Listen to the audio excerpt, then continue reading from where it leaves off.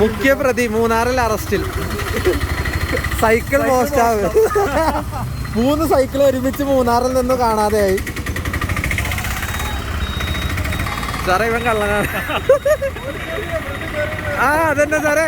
സാറേ ഇവനെ പഠിക്കും സാറേ.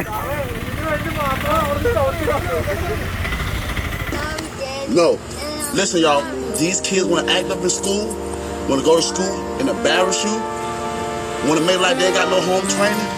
So I told my son, don't go to school embarrass me no more. I'll take care of you.